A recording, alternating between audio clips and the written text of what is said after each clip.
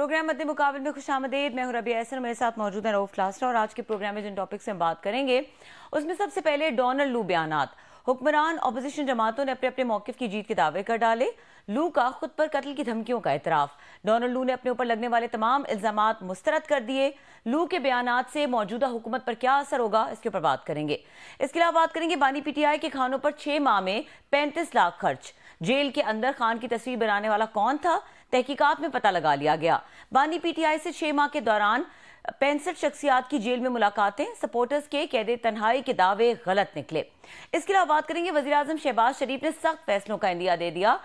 SIFC इजलास में army chief समेत चारों सूबों के वज़राए आला की शिरकत। अली अमीन गंडापुर ने ताउन का यकीन दिला दिया।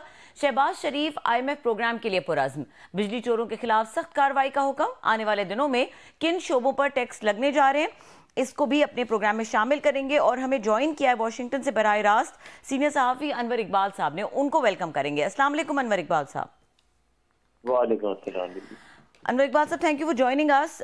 डोनाल्ड लू से बात को स्टार्ट करेंगे। जो उनकी कमेटी में ब्रीफिंग थी उसके ऊपर बात हो रही है कल से लेके आज तक। आप बताइएगा, आप कैसे देख रहे हैं इस ब्रीफिंग को, जो बातें उन्होंने की? देखिए, इसमें दोनों के लिए मैं समझता हूँ कि पीटीआई हुकूमत दोनों के लिए ऐसे पॉइंट थे जिनसे वो खुश भी हुए और ऐसे पॉइंट भी थे जिनसे वो नाराज हुए। मसलन पीटीआई को ये तवक्को थी। आपको आवाज आ रही है? जी जी अनवर इकबाल साहब। अच्छा, पीटीआई को ये तवक्को थी कि डोनाल्ड लू आके उनका जो बयान है कि कॉन्स्पिरेसी हुई और वो कॉन्स्पिरेसी अमेरिका ने की और वो उस कॉन्स्पिरेसी के जरिए इमरान खान की हुकूमत का तख्ता उल्टा गया, तो उसकी वो किसी तरह तायीद हो जाएगी। वो जाहिर नहीं होनी थी और ना हुई। वो उस पर नाराज हैं। फौरन बाद ही, हेयरिंग के फौरन बाद जो पीटीआई के रहनुमा थे, उन्होंने अखबार वालों से बात करते हुए इस पर अपनी नाराजगी का इजहार भी किया। अच्छा, दूसरी तरफ जो हुकूमत है वो इस बात से खुश थी कि डोनाल्ड लू ने जो कॉन्स्पिरेसी थ्योरी को बिल्कुल मुस्तरद कर दिया, लेकिन वो इस बात पर नाराज है, जैसे कि आपने डॉक्टर खाजा की आज कि उसमें ब्रीफिंग में भी देखा कि इन्होंने क्यों इतना ज्यादा जोर दिया इलेक्शन में बदनवानियों पर, और यहाँ तक कहा कि बाज़ हलकों में शायद रीरन करवाना पड़े तो रीरन करवाना चाहिए। तो मैं समझता हूँ कि दोनों के लिए बहुत कुछ था। खुशी की भी बात थी, नाराजगी की भी बात थी। अच्छा अनवर इकबाल साहब, थोड़ा सा इसका बैकग्राउंड भी बताइएगा, क्योंकि इसके बारे में भी काफ़ी खबरें गर्दिश करी हैं। ये जो कमेटी थी, ये कहा यह जा रहा है कि कोई लॉबिंग फर्म थी जिसने ये कंडक्ट कराई। थोड़ा इसका बैकग्राउंड भी बताइएगा कि किस तरह ये कंडक्ट हुई। लॉबिंग फर्म तो मैं कितनी एक्सपेक्टिव होती है। हमने पाकिस्तान ने और पाकिस्तानी पार्टियों ने एक तवील अरसे से यहाँ लॉबिंग फर्म रखी है। हुकूमत ने भी रखी है, PMLN ने भी रखी है, PPP ने भी रखी है। वो इतनी इफेक्टिव नहीं होती। इस दफा जो फर्क पड़ा है वो ये फर्क ये पड़ा है कि जो पाकिस्तानी अमेरिकन कम्युनिटी है वो बहुत इन्वॉल्व है। अब ये जो सारा कुछ हुआ उसके पीछे एक ग्रुप है जिसका नाम है फर्स्ट पाकिस्तान ग्लोबल। अब वो ग्रुप जो उन्होंने वो घर के सारे पीटीआई के सपोर्टर है, लेकिन उन्होंने टेक्निकली अपने आप को पीटीआई से अलग कर लिया है। और ये सारे जो हैं वो हैं डॉक्टर्स हैं, और वो ये करते हैं। अमेरिका में ये होता है कि जो कांग्रेस के जो मेंबर होते हैं उनको हर 2 साल बाद इलेक्शन लड़ना पड़ता है, और उनको सारा साल फंड चाहिए होते हैं, फंड रेज करते रहते हैं अपने इलेक्शन के लिए। और इसमें जाहिर है कि डॉक्टर्स के पास पैसे होते हैं, फंड दे सकते हैं। तो एक दो फंड रेजिंग में मैंने भी शिरकत की, तो उसमें जो पाकिस्तानी फिजिशियंस हैं उनका बड़ा रोल है। कैलिफोर्निया में, टेक्सास में, यहाँ उन्होंने फंड रेजिंग की, उनके लिए पैसे जमा करके दिए कांग्रेसमैन को, उनको परसुएट किया, उनको लेके आए। तो मैं समझता हूँ कि इसमें सबसे ज्यादा जो सबसे मौसर रोल है वो पाकिस्तानी अमेरिकन कम्युनिटी का है, और ये हकीकत है कि उनकी अक्सरियत यहाँ इमरान खान के साथ है। तो सर आप ये कह रहे हैं अनवर भाई के again it's all about money, पैसे का सारा खेल है। एग्जैक्टली जी, एग्जैक्टली ग्लासा साहब बिल्कुल सही कह रहे हैं। अब आपको मैं मिसाल देता हूँ। उनमें से एक है ब्रैड शर्मन, कांग्रेसमैन। अब वो पहले उनके हल्के में इंडियन ज्यादा थे, तो आपने देखा होगा कि वो सबसे एक्टिव थे पाकिस्तान के खिलाफ हर मामले में, हेयरिंग में, और बहुत कुछ कहते थे पाकिस्तान को बुरा भला, हर किसी को मुतालबात करते थे। अच्छा, उसके बाद उनकी कॉन्स्टिट्यूंसी जो है जिसे पाकिस्तान में डिलिमिटेशन होती है वो हुई और वो चेंज हो गई, तो वो अब उनके हल्के में पाकिस्तानी आ गए हैं और अब उनका रवैया चेंज हो गया बिल्कुल। अब वो पाकिस्तान के मामला में इंटरेस्ट भी लेने लगे हैं। अच्छा, और वो पाकिस्तानी जो उनके हल्के में ज्यादातर उसके हामी हैं पीटीआई के, और वो उनके लिए फंड रेजिंग वगैरह कर रहे हैं, तो उन्होंने फंड रेजिंग उनके लिए भी हुई, तो एक दिन पहले भी हुई यहाँ वाशिंगटन में।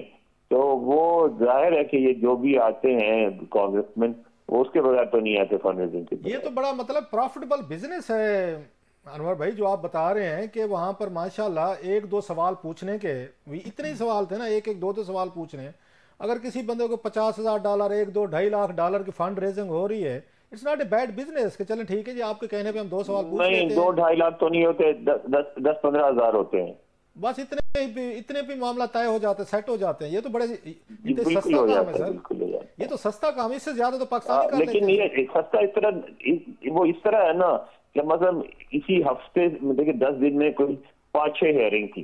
जी पाकिस्तान तो नहीं करता ना, दूसरे ममालिक वाले करते हैं, दूसरे अदारे करते हैं, जो कमर्शियल अदारे होते हैं उनकी हेयरिंग होती है और सभी पैसे देते हैं, तो मुसलसल चल रहा होता है सिलसिला। अच्छा सर, ये बताइएगा कि मतलब हम तो समझते थे कि शायद इस तरह की व्हीलिंग डीलिंग लैंड दैन पैसा आगे पीछे बंदर बांट पाकिस्तान में होती है। हम तो अपने सियासतदानों के पीछे पड़े रहते हैं, एमपी एमएनएस को हम कहते हैं कमीशन खाते हैं, पैसे खाते हैं, ट्रांसफर पोस्टिंग के पैसे ले लिए तो यहाँ पे। तो इसका मतलब अमेरिका में भी इसको लीगलाइज किया है उन्होंने कि भाई साहब आप बताएं कौन से सवाल उठाने, अमेरिका में इसको लीगलाइज किया हुआ है, अमेरिका में इसको लीगलाइज किया हुआ है। आपको बताना पड़ता है कितना ले रहे हैं और आपको हर चीज पे टैक्स देना पड़ता है। तो ये जरा फर्क है कि इसमें जो कुछ भी हो उसमें हुकूमत का कोई नुकसान नहीं होता, हुकूमत का फायदा होता है कि उनको टैक्स मिल रहा होता है और ठीक ठाक टैक्स लेते हैं। मतलब 100 रुपए में से 35 रुपए हुकूमत ले जाती है। मतलब है जो गॉड फादर की लाइन है मारियो पुजो की, nothing personal, it's a business, it's a business. मतलब पॉलिटिक्स से ज्यादा तो मुझे लग रहा है इट्स ए बिजनेस। अच्छा अनवर भाई ये बताइएगा जरा, आपने कहा कि पाकिस्तानी डॉक्टर्स जो हैं वो बहुत एक्टिव हैं, वो इमरान खान साहब को सपोर्ट, आखिर क्या वजह है? Why are they so active, why they are in the romance of Imran Khan साहब? कोई रीजन लिए, कोई लॉजिक तो होगी उनके पास कि वो खान साहब को पसंद करते हैं। आपके ख्याल में क्या वजह है सर? दो चीजें हैं, पहले तो क्रिकेट की वजह से पसंद करते थे। अच्छा। और उसके बाद जब उन्होंने वो किया जो शौक खाना में हॉस्पिटल का, तो उसमें उन्होंने बाकायदा यहाँ एक ऑर्गेनाइज तरीके से, पाकिस्तान के पहले आदमी हैं जिन्होंने इतने ऑर्गेनाइज तरीके से वहाँ पूरी मुहिम चलाई और तकरीबन हर शहर में कमेटियां बनाई, अदारे बनाए जो उनके लिए मुसलसल काम करते, अब भी करते शौकत खानम के लिए। तो फिर वही राब्ते थे उनके, वो राब्ते उनके काम आए। लोगों ने देखा एक शख्स आया, बस पाकिस्तान में तो ऐसी मिसाल कम मिलती है ना सर, यहाँ लोग आते हैं, आपने खुद देखा है, मदरसे के नाम पे, अस्पताल के नाम पे, स्कूल के नाम पे चंदा मांगते हैं और चले जाते हैं। लगता है अस्पताल खुला, ना मदरसा बना, ना स्कूल खुला। तो इन्होंने देखा कि एक शख्स आया, उसने मांगा और उसने वो काम कर दिया। तो वो चीज जो है ना वो इमरान खान के बहुत फेवर में जाती है, खासतौर पे डॉक्टर्स में। अच्छा, मैं खुद क्योंकि यूएसए में कभी कभार मेरा चक्कर लग जाता है, सो आई है, मेरे वहाँ डॉक्टर्स दोस्त भी थे। तो जब ये इमरान खान साहब पावर में आए और मैं एक दो दफ़ा किया तो दे वर नॉट हैप्पी, रादर मुझसे थोड़े से लड़े कि जी आपने हाथ हौला रखा हुआ है, हमें तो खान से बड़ी उम्मीदें थी, खान साहब ने तो कुछ नहीं किया, नलायक निकम्मे लोगों को लगा दिया, उस्मान बुज़दार देखें, लंबी लिस्ट थी, वही करप्शन हो रही है, वही इनकी कैबिनेट है, वही काम है, कोई फ़र्क ही नहीं है। मैं आप जानते हैं मैं किन लोगों की बात कर रहा हूँ, मिलना जुलना होता था मेरा। तो अचानक फिर क्या हुआ? वो तो खान साहब से बड़े मायूस थे सारे। ये रजीम सही कह रहे हैं, मैं समझता हूँ कि जिस किसी ने भी खान साहब का तख्ता उल्टा, उन्होंने खान साहब की पॉलिटिक्स को नई लीज ऑफ लाइफ दे दी। खान साहब की सियासत खत्म होने लगी थी, उसको असरनौ जिंदा कर दिया। अगर ऐसा ना करते तो अमेरिका में भी वो अनपॉपुलर होने लगे थे और लोगों को बड़ी शिकायतें पैदा हो गई थी, मगर उनको हटा के उनको दोबारा जिंदा कर दिया। नहीं, आई रिमेम्बर दैट सर। मैं आता था तो मुझे अक्सर डॉक्टर सबान और दीगर लोग लड़ते थे कि वो उस वक्त कहते थे कि आपने हाथ हौला क्यों रखा हुआ है, ये तो बहुत बड़ी तबाही है, नलायक है, निकम्मे। आपकी दफा मैं लास्ट ईयर गया तो लड़ पड़े जी आप उनके बारे में बात क्यों करते हैं। मैं कि आप खुद तो कहते थे साल पहले कि खान साहब की हुकूमत। खैर, अच्छा सर, ये जो डोनाल्ड लू साहब ने फरमाया है कि मुझे कत्ल की धमकियां दी गई हैं, ये कोई पाकिस्तानी धमकियां दे सकते हैं? कोई वहां पे हैं, कोई अमेरिकन पाकिस्तानी हैं, या कोई यहाँ से पाकिस्तान से बैठ के धमकियां दी गई? ये बात ऐसी है क्लासा साहब कि आज से 1 साल पहले हमारी ब्रीफिंग की थी स्टेट डिपार्टमेंट वालों ने, उसमें भी हमसे इन्होंने ये कहा था। उस वक्त हमने कहा था कि आप इस्तेमाल ना करें, तो हम इस्तेमाल नहीं किया था। अब डोनाल्ड लू ने कह दिया तो हम ये कह सकते हैं। वो ये था कि यही कहा गया था कि ये जो है उनको कत्ल की धमकियां दी जा रही हैं और ज़ाहिर है पीटीआई के सपोर्टर्स दे रहे हैं, इनका यही इशारा, उन्होंने कहा नहीं, इशारा है खूनी की तरफ था। तो उस पे एफबीआई है, सर्वेलेंस है, होमलैंड सिक्योरिटी, हम तो समझते हैं कि अमेरिकन बड़ी महफूज एक जगह है। अभी बल्कि इंडियंस को उन्होंने खासा वो टाइट किया हुआ है कि जो उन्होंने कोशिश की थी कि अपने वहाँ पे लोगों को, खालिस्तान के लोगों को कत्ल कराने के जो इल्ज़ामात लगे थे, वहाँ पे उन्होंने अमेरिकन ने खासा टाइट कर दिया, इंडियंस तक को कर दिया है। तो ये उन्होंने अभी तक कोई ट्रेस नहीं कर सके? व्हाट्सएप मैसेजेस थे, ऑनलाइन हेरासमेंट थी, ईमेल थी। अभी तक उसको बहुत सीरियसली नहीं समझते हैं। लेकिन मैं तो छोटा सा साथी हूँ, अगर मेरी बात में कोई असर तो नहीं है, लेकिन मैं यही कहूंगा पीटीआई वालों से कि अब उनको डोनाल्ड ट्रंप पे प्रेशर अपना कम करना चाहिए, बल्कि खत्म करना चाहिए, ईजअप करना चाहिए, क्योंकि ये बहुत काउंटर प्रोडक्टिव होगा। और कल को अमेरिका में कोई ये मुतालबा कर सकता है कि पीटीआई ने चूंकि एक यूएस ऑफिशियल को धमकी दिया, पता आपको उसको यहाँ बहुत सीरियसली लेते हैं, तो इनको दहशतगर्द तंजीम करार दिया जाए और ये हो सकता है कि इनके लेबल लग जाए। इसलिए चाहिए कि अब इस तरफ जाने, इसमें से कुछ नहीं निकलेगा तो किसी तरह भी साबित नहीं कर सकेंगे कि अमेरिका ने और डोनाल्ड ट्रंप ने इमरान खान की हुकूमत का तख्ता उल्टा है। उनको इससे कुछ भी नहीं मिलेगा, इसको अब ये छोड़ देने चाहिए। नहीं, आप ये कह रहे हैं, ये बड़ी आपने इंतहाई अहम बात की है। माजी में भी हमने देखा पाकिस्तान की बहुत सारी तंजीमें थी, पॉलिटिकल, मजहबी, अदरवाइज नॉन स्टेट एक्टर्स, उनको अमेरिकन ने उनको टेररिस्ट उनको डिक्लेयर करके उनकी फंडिंग, उनका पैसा, बैंक अकाउंट फ्रीज किए, ट्रैवलिंग उन्हें रिस्ट्रिक्शन लगे। सो आप कह रहे हैं कि किसी स्टेज पे अगर पीटीआई के दोस्त हमारे ये पेस बरकरार रखते हैं तो अमेरिकन तो ये रूट भी ले सकते हैं कि उन्हें वहां पे इसको टेररिस्ट करार दिया? नहीं, ये अगर धमकियां सीरियस हो गई तो बिल्कुल ये हो सकता है। तो ये पाकिस्तान की हद तक करेंगे या इंटरनेशनल लेवल पे या अमेरिकन की हद तक करेंगे? अगर जब वो करते हैं अमेरिकन की हद तक करेंगे, लेकिन मेरे ख्याल है करेंगे नहीं। पीटीआई मेरे ख्याल है आज के बाद से इसको अब पुश नहीं करेगी, उनको एहसास हो गया कि इससे कुछ नहीं निकलेगा। आपका ख्याल है पीटीआई के हमारे दोस्त इस लेवल की अंडरस्टैंडिंग रखते हैं कि बस काफी हो गया, लेट्स मूव ऑन, या वो समझेंगे कि डोनाल्ड ट्रंप को हमने धमका दिया, डरा दिया? नहीं करते तो फंसेंगे। अच्छा, नहीं करते तो फंसेंगे। अगर उन्हें डोनाल्ड ट्रंप वाला मामला दोबारा उठाया तो बुरी तरह फंसेंगे। ये आपकी रीडिंग है पिशीन को, ये खबर है सर? ये मेरी रीडिंग है कि बुरी तरह फंसेंगे, कि अमेरिकी बहुत अपसेट है इस बात पे।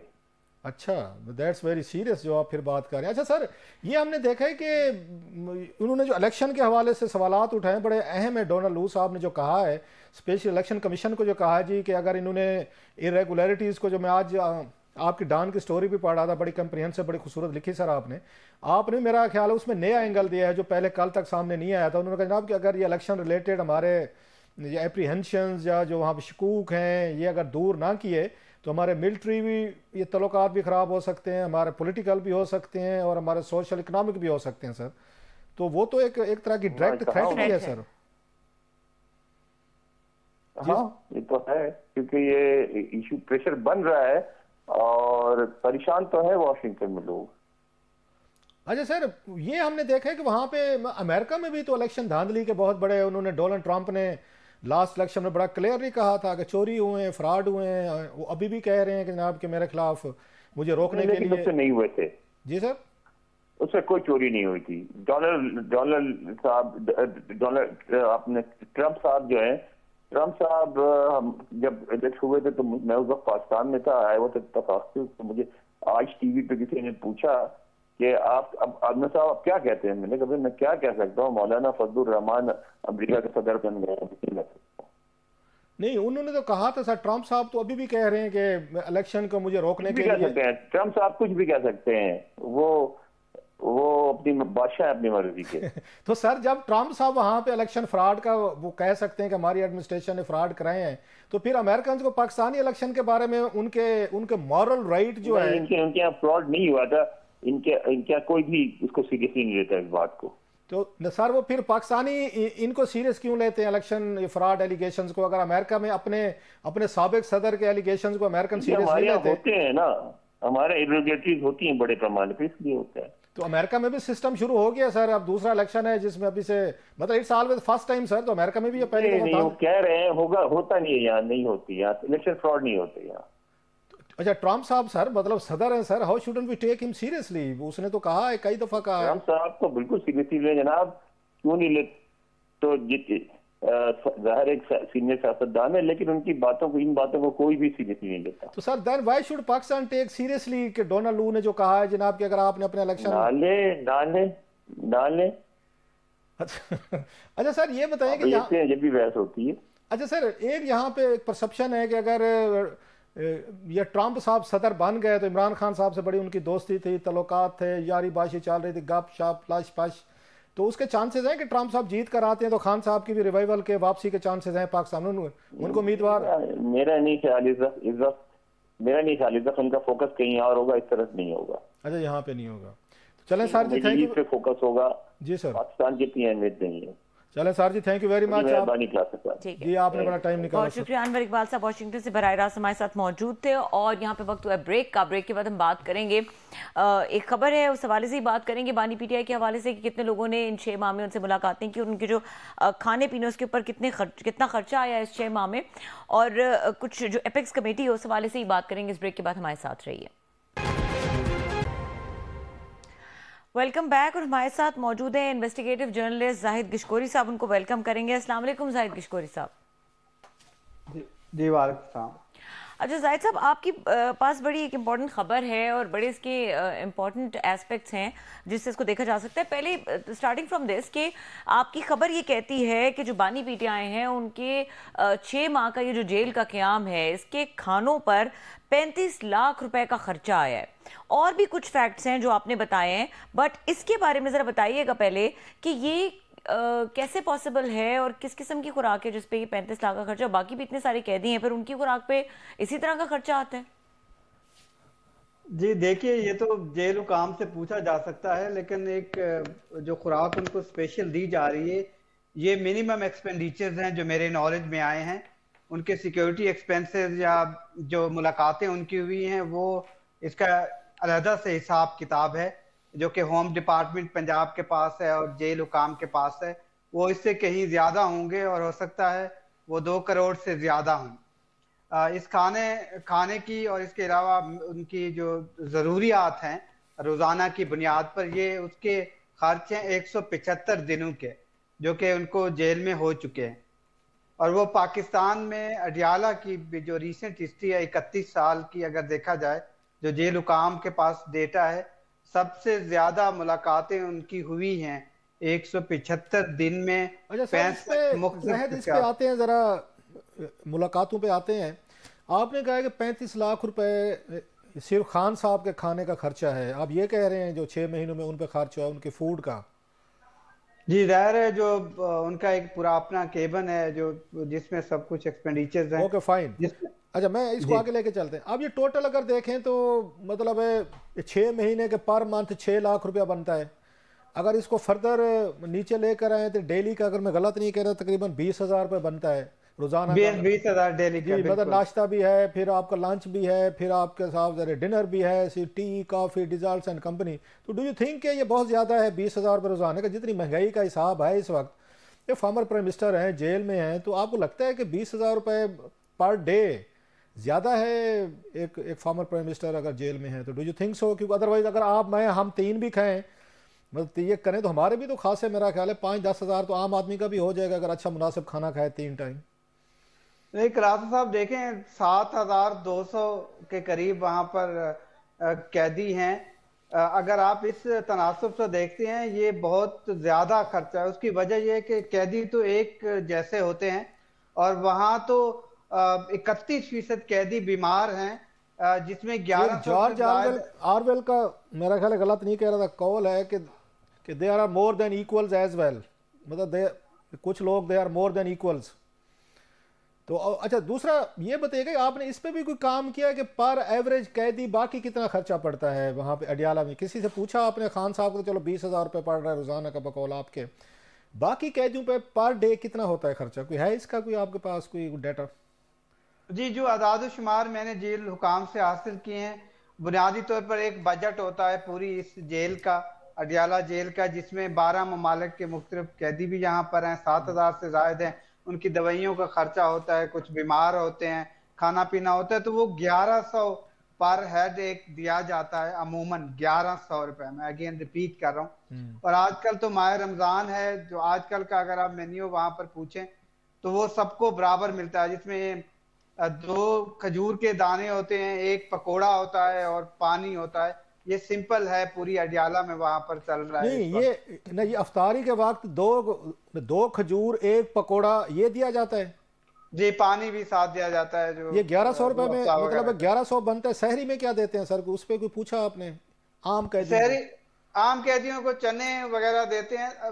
कैदी सब बराबर हैं अदरवाइज। मैं I got your point, they are equals but there are more than equals as well, जैसे जॉर्ज ऑरवेल ने कहा था। लेकिन हैविंग सेड ऑल दिस, तो ये उसके बाद खाना भी तो होता होगा ना, मतलब ये तो चलो उनको अफ्तारी दे देने का, पानी पी लो जी, अपना खाना रोज। बिल्कुल होता है। खाना बिल्कुल सादा सा होता है, जो हर दिन एक डेजिग्नेटेड मेन्यू होता है कि एक दिन दाल मिलनी है, दूसरे दिन गोश्त होगा, फिर सब्जी होगी, इसी तरह से अच्छा, होगा, ये खान सिंपल। साहब का आपने क्योंकि काम किया, रिसर्च किया, you always come out with good stories, investigative one, I must say very credible one. Khan साहब का मेन्यू क्या है? आपने कोई इस पे भी काम किया है कि उनको क्या मिलता है इस रमजान को छोड़ के, इससे पहले? जी, खान साहब को बाकायदा वहां पर 5 जो कि जेल हुकाम इंतजामिया के लोग हैं, वो 24/7 उसकी खिदमत के लिए हाजिर होते हैं।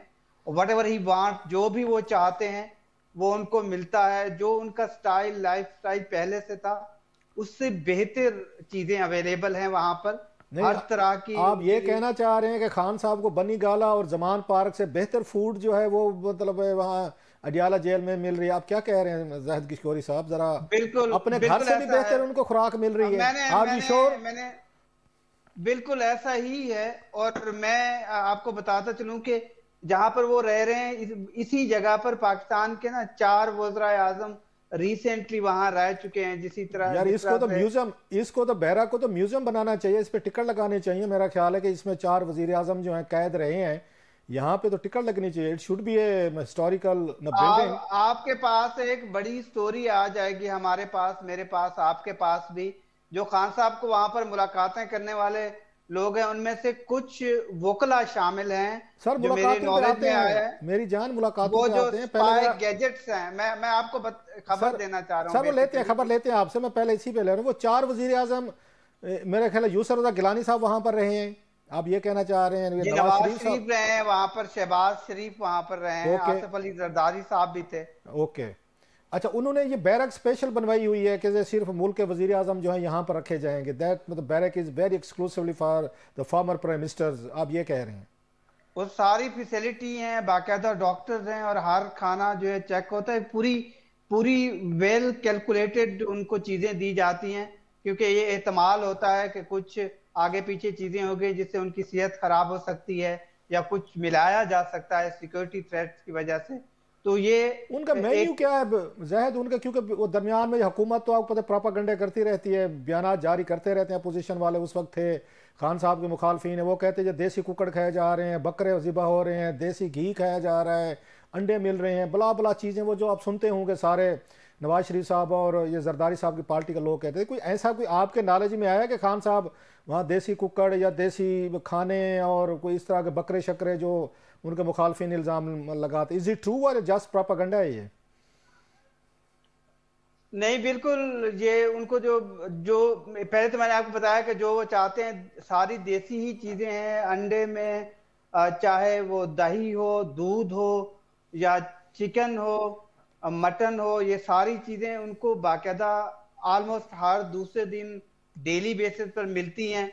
और इसके अलावा जो ड्राई फ्रूट्स हैं, मुझे तो एक आदमी ने बताया है जो कि जेल ही से ये हैं, तो बहुत और सारे मेरा लोगों का उनसे। दिल कर पड़ेगा आपकी बातें सुन के कि घर छोड़ के हम अडियाला जेल जा बैठे हैं। जितनी आप मोहब्बत प्यार से आपने मेन्यू बता रहे हैं और खाने पीने की चीज़ें बता रहे हैं, ये तो बेचारे यहाँ पे हमारे 60% गुर्बत जो है, गरीब हैं, बेसिक जिनको फैसिलिटीज़ नहीं है, दे विल विश के भाई सब घरों की बजाय को अडियाला में हमारे घर के बनाए, अगर ये मेन्यू है वहाँ पे।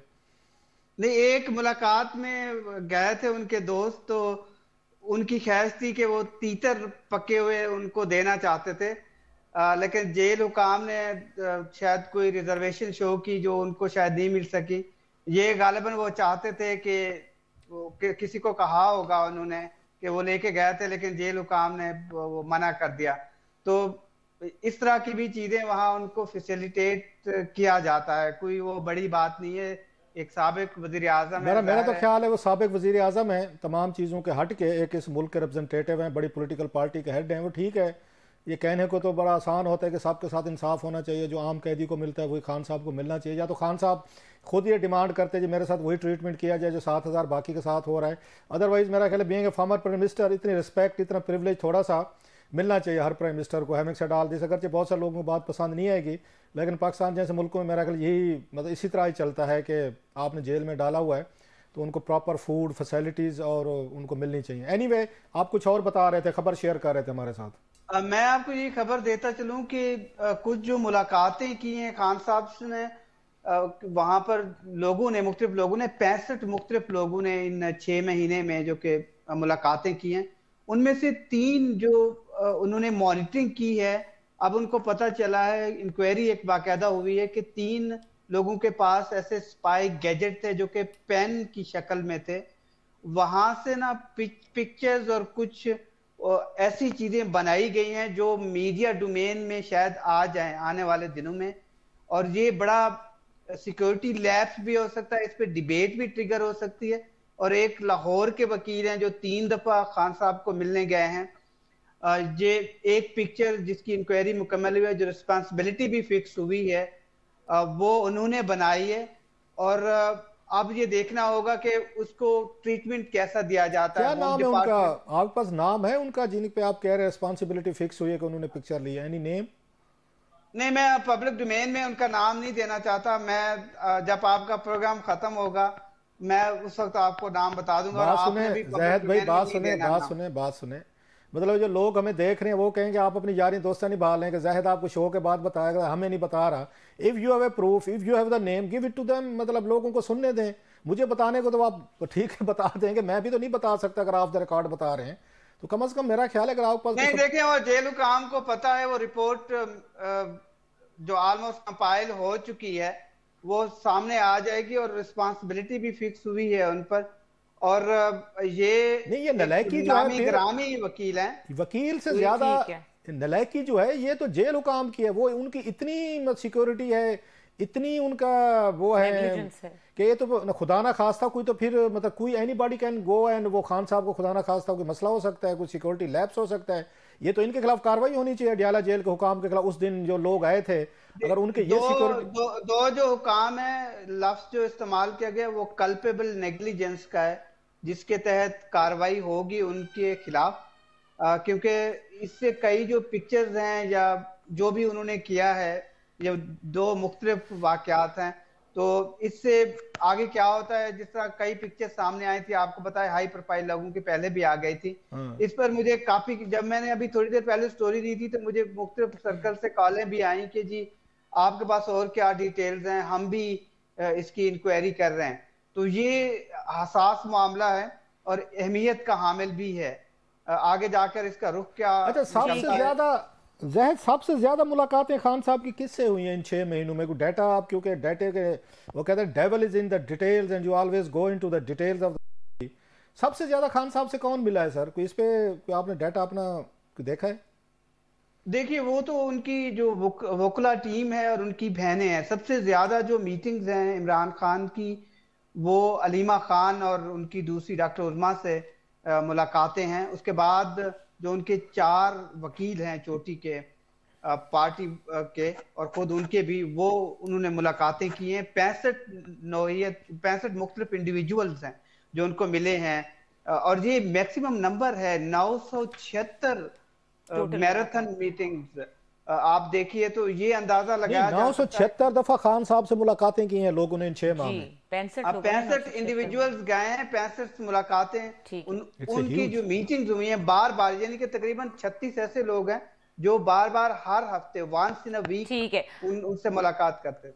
ठीक है जाहिद किशकोरी, आप हमेशा बहुत ब्रेकिंग किस्म की न्यूज़ देते हैं, लेकिन कुछ सस्पेंस रख लेते हैं। बहुत शुक्रिया, आपने हमारे साथ ये डिटेल्स शेयर की। यहाँ पे वक्त हुआ है ब्रेक का, और ब्रेक के बाद बात करेंगे इंडियन तारीख में पहली बार जो सिटिंग सीएम है उनको गिरफ्तार किया गया है। अब इसके क्या इम्पैक्ट हो सकते हैं, पाकिस्तान में भी कुछ इस किस्म का सिनेरियो चल रहा है। ब्रेक के बाद उसके ऊपर बात करेंगे, हमारे साथ रहिए।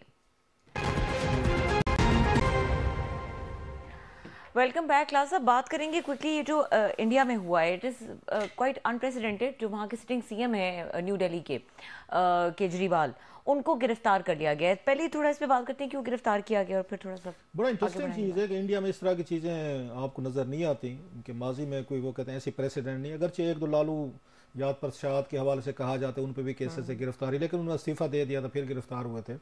तो ये बड़ा एक यूनिक सा केस है और ये मामूली से इससे ऊपर गए थे। इन्हें बल्कि आने मतलब इंडियन जो मिलते थे हमें, वो इसको पाकिस्तान का इमरान खान कहते थे, इंडिया के इमरान खान कहा जाते थे कि जैसे उन्होंने वहाँ पे नॉन ट्रेडिशनल या ट्रेडिशनल फोर्सेस के खिलाफ राइज किया, बीजेपी और कांग्रेस में से अपनी जगह बनाई और दिल्ली के उन्होंने आज से नहीं है बरसों से हैं वो, उसकी मेरे ख्याल तीसरी या चौथी दफ़ा जो है वो वहाँ पर वजीर आला बने हैं। कि आम से मतलब ये सरकारी अफसर थे, मुलाजिम थे, नौकरी छोड़ के आए और इनकी पार्टी का नाम भी आम पार्टी था और आम आदमी पार्टी जो है। सो इन्होंने बड़ा वहाँ पे लोगों को अपने करीब किया, बहुत सारी फैसिलिटीज़ दी और बहुत सारा इनको अप्रिशिएट किया जाता है। सादा से आदमी और ये करप्शन इन चीज़ों से दूर हैं।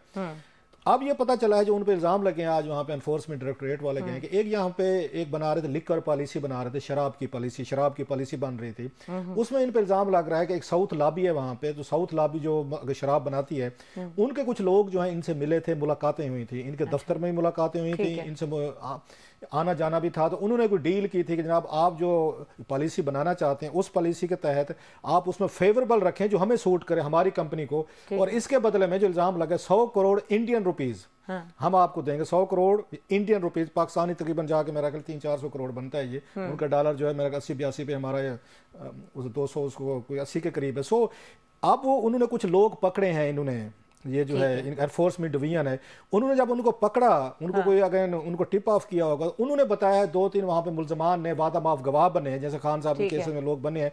उन्होंने कहा जनाब के ये केजरीवाल साहब जो हैं इनसे हमारे मालकान की मुलाकातें होती थी, उन्होंने इनसे वादा किया था कि आपको 100 करोड़ रुपया देंगे तो आप इसके बदले में हमारी पॉलिसी लिख करके हमारे फेवर में करें। So it's all about business. अगर ये एलिगेशन सच्चे हैं केजरीवाल साहब पे, कल को कहेंगे मेरे खिलाफ साजिश हुई है, इन्होंने बीजेपी ने की थी तो इन्होंने फलां ने की थी, जैसे हमारे यहाँ भी होता है, तो वो अलग बात है। अगर ये बात सच्ची है कि 100 करोड़ रुपया की डील हो रही थी कि हम मतलब पार्टी को पैसे मिलेंगे, तो मेरा ख्याल इट्स क्वाइट अनफॉर्चुनेट कि हमारे खिते में वो पाकिस्तान हो इंडिया हो तो तकरीबन मिलता जुलता काम है कि आम आदमी भी जब ऊपर जाते फिर वो भी करोड़ों की गेमें खेलना शुरू कर देते। इसको हम फॉलो अप करेंगे डेफिनेटली, क्योंकि इसमें कुछ फैक्ट्स हैं जिसका पाकिस्तान से भी एक थोड़ा सा ताल्लुक बनता है, उसके ऊपर बात करेंगे। यहाँ पे प्रोग्राम का वक्त खत्म हो गया। देखने के लिए शुक्रिया, इजाजत दीजिए, अल्लाह हाफिज।